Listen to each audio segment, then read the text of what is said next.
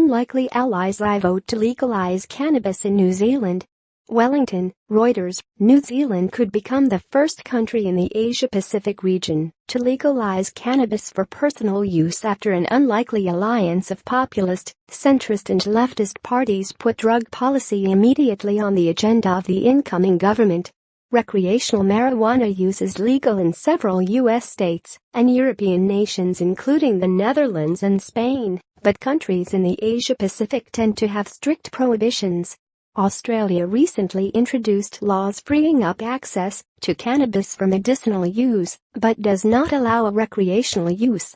Labour's Prime Minister-designate Jacinda Ardern said on Tuesday she agreed with the Greens' proposal for a referendum to legalize use of recreational cannabis.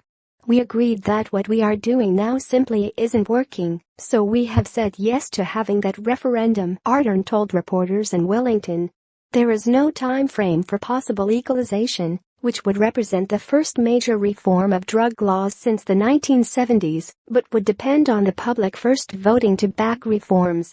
"Anything that helps shift New Zealand drug laws out of the dinosaur age is going to be a good thing," Ross Bell, executive director of the charitable New Zealand Drug Foundation, told Reuters.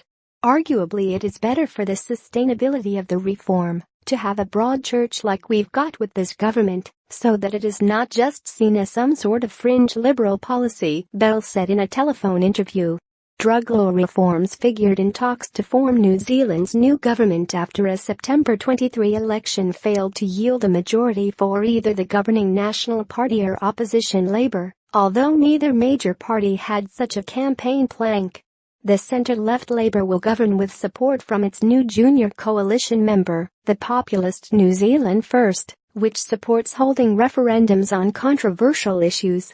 The Greens have offered confidence in supply, and the diverse group of parties is already starting to deliver a melange of policies, from potential relaxation of drug laws to tighter immigration controls. New Zealand's drug use ranks among the world's highest, a study by the New Zealand Drug Foundation shows. Too much money is spent on enforcement and convictions, rather than on health policies, says the body, which gets government and private funding. Reporting by Jonathan Barrett and Anna Nicolosi da Costa in Wellington. Editing by Clarence Fernandez.